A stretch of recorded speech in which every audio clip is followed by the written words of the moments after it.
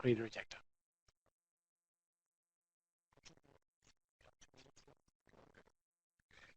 My model of Phobos is a little bit smaller.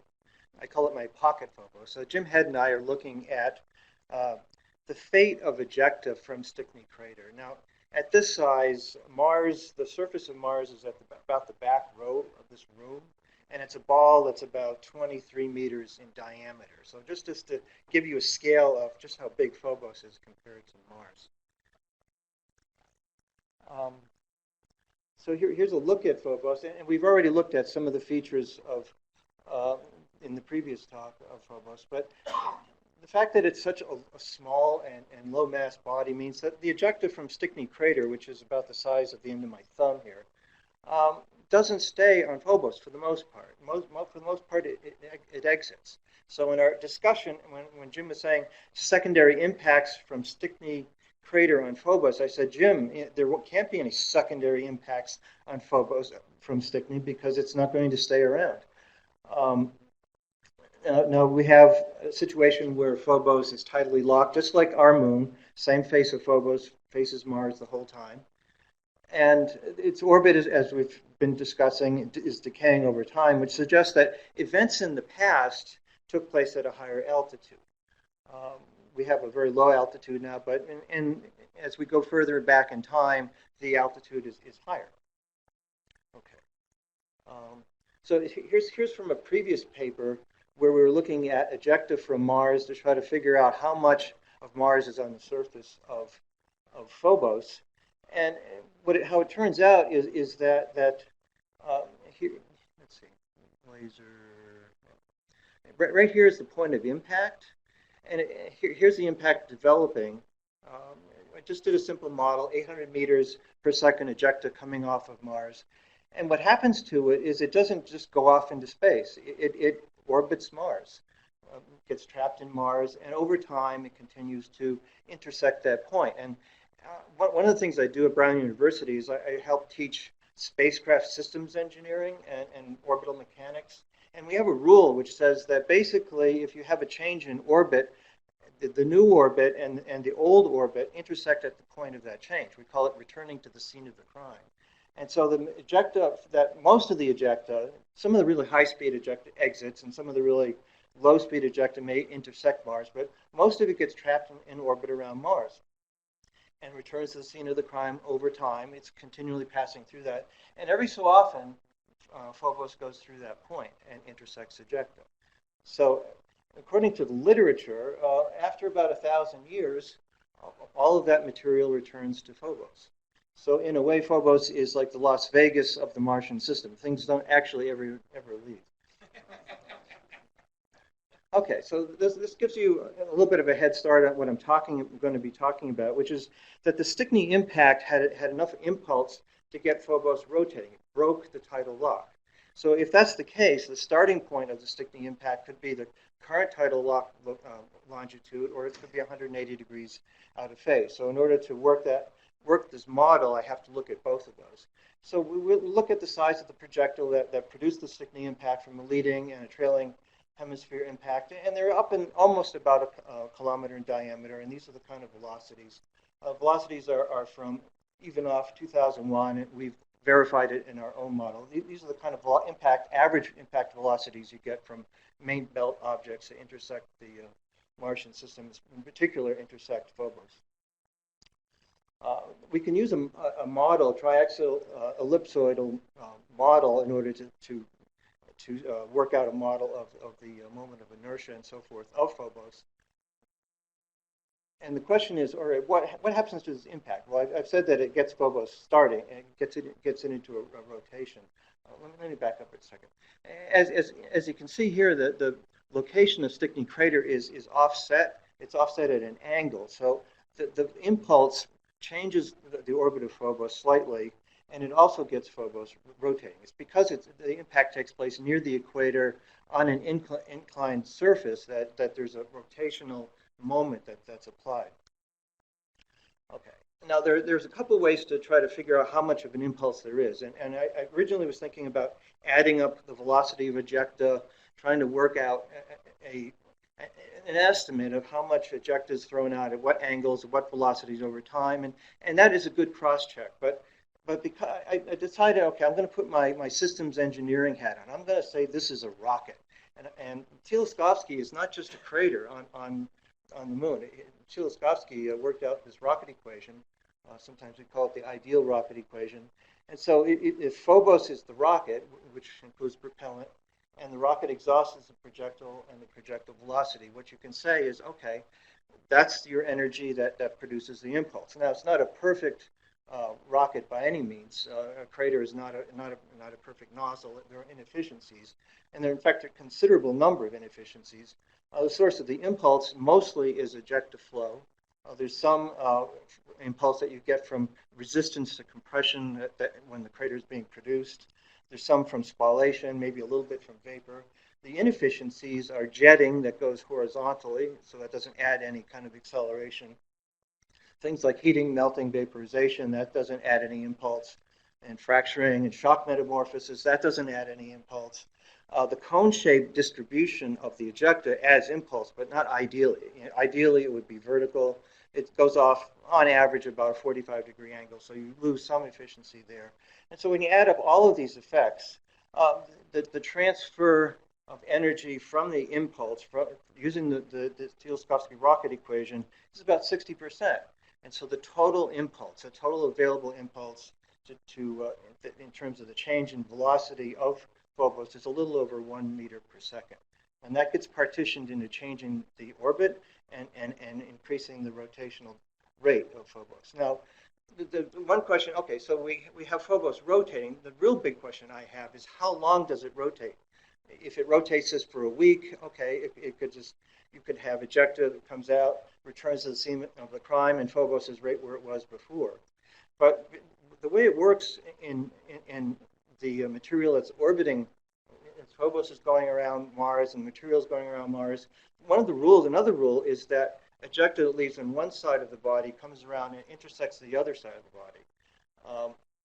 But if Phobos is rotating slowly, every time it passes through that zone of intersection, it's going to present a different hemisphere. So in effect, if you have a continuous spinning rotation that lasts for at least 1,000 years or more, that means you're going to expose the entire surface of Phobos to its own ejecta. So this is what this calculation is trying to do. And it turns out that, indeed, that Phobos continues to rotate after the Stickney impact for at least 14,000 years, probably 50,000, maybe even more. So that's plenty of time. Okay, so here's a sort of a schematic working out. Here's the angle. You can see the offset of the angle of the Stickney crater. And the question is, okay, does it break the tidal lock? Yes. And is that tidal lock long enough? And the answer is yes. So we have our model suggests that Phobos is rotating and exposing Phobos to its own, to Stickney crater ejecta, the entire surface area. Okay, so trying to look for some evidence for this process. One of the things that caught my attention, this is a paper from Schmiedemann 2000 et al. 2014, and he notices that that we have the leading hemisphere of Phobos has less of a size frequency distribution of impacts in the trailing hemisphere, which is sort of the opposite from what you would expect. There should be more impacts on the leading hemisphere than on the trailing hemisphere. So if you have an impact where Phobos rotates independent of its tidal lock for a while and then finally relocks, but relocks 180 degrees out of phase, this would be consistent. Then look a little bit deeper into Schmiedemann's paper, and he did a crater count just to the west of Stickney crater, and the red dots that you see on the plot are his size frequency distribution, and the blue dots, I took all of the ejecta that came out of Stickney crater and put it on a curve, a size frequency distribution curve. And you should try that sometime, because it turns out that there's really not too many solutions that you're really kind of constrained, because if you have too many large impactors, you don't have enough material left over for the small ones, and vice versa. So here's our size frequency distribution, and it looks like there's a correlation, and this laser pointer isn't working, but you can see that the blue line intersects a kink in the red curve, and that's consistent with the idea that there was a later event that overprinted, superposed on top of the older surface of Phobos.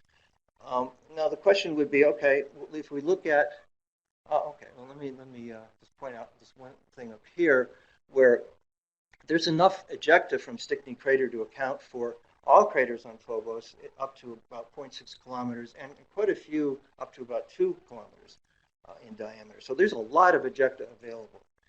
Now, when we look at the accounting area inside Stickney, we don't see this kink.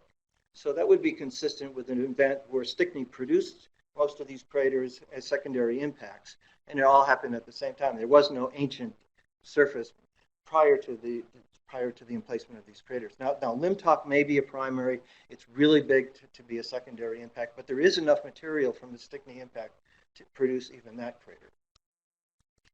Okay, so the question is, all right, so the problem you have here is Schmiedemann was trying to date the surface of Phobos, and looking at it as just pure background craters, he came up with a date of 2.8 to a little over 4 billion years for the surface of Phobos. But if all of those craters at 0.6 kilometers and less and a sprinkling of larger sizes are secondary impacts, you can't use crater counting.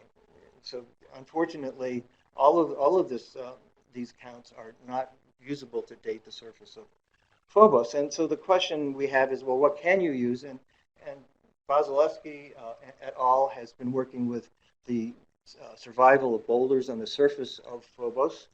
And Thomas, a while ago, 2000, Thomas et al. In 2000, noticed that there are boulders that are associated with the Stickney impact. So you have boulders, ejecta boulders from the Stickney impact. And Basilewski et al. Is saying that the length of time, the survival length of time is about 500 million years. So perhaps that's the upper limit of how old Stickney crater is.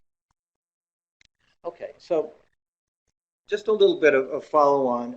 This is more continuing research. What about lower velocity impacts from Stickney crater? And this is ejecta 5 to 8 meters per second in velocity, very low, just above the escape velocity at this location on Phobos. And over time, this is just coming out of the rim at very low velocity, and you can see that if you combine the rotation of Phobos, the orbit of Phobos, the gravity of Mars, all of these constraints, you get this distribution pattern. I'll run it one more time. And so what got me thinking, this is more of a hypothesis than anything else at this point, but you can imagine that ejecta perhaps scours down through Stickney crater very soon after the impact. You still have impact melt sitting there, and that very likely could be scouring that material out and spreading it out over that rim. That's exactly the direction that the flow should be going. And then we look at a crater a little bit closer. It looks like it's punched through that layer, and it also has that same preferential distribution. So the whole thing, when we think about Stickney, it's not just a crater. It's the beginning of a whole bunch of landforms and processes, and it's perhaps one of the number one things that defines the surface of Phobos today. So my conclusions are that Stickney crater is fully exposed to its own secondary impacts.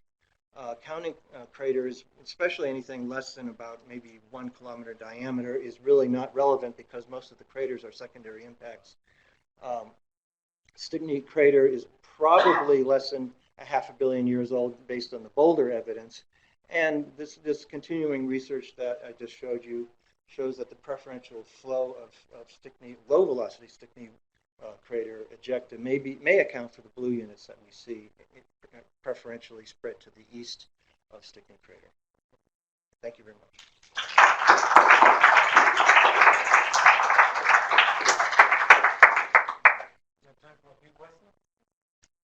Dan Britt, University of Central Florida. Would it make any? Did you take into account the rubble pile nature of Phobos for the impact partition? noting that rubble piles tend to be kind of like pounding on pillows. In terms of scaling the size of the impactor and the velocity, I worked with a low density, the 1.8, really, the low density of Phobos. But in terms of the character of the internal structure, no, I didn't include that. But it could account for an odd distribution of block sizes. You may have larger impacts because of that, because you have a bigger block that's just ready to be mobilized if it's a rubble pile. Yeah, and I think one of the things you see is you get a lot more seismic dissipation in the crater forming process, so you get less transfer of energy into acceleration of your ejecta. Yeah, and the other thing is that there's so much margin in this model that even if I lost half of the energy because of that, it would still work. I really like your low velocity ejecta, because that fits with some other things I've done. And in fact, thinking about that, it got me thinking about some of the work Dan Durda and Peter Thomas did. Peter Thomas was looking at low velocity ejecta from big craters on Eros, and then comparing it to the boulder distribution. And Dan Durda did the same thing for Ida. And I don't recall off the top of my head if there's boulders on Phobos, but have you thought about trying to compare your low velocity ejecta to a boulder distribution? There are small boulders on Phobos. Because we would expect actually to see more larger boulders, and that's one of the mysteries. Where did the larger boulders go?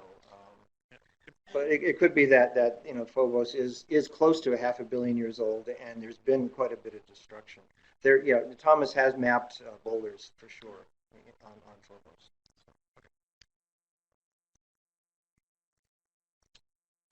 Thank you. Let's thank our speaker again. That ends this session on time. And now you have, please transition to the main room for the town hall meeting.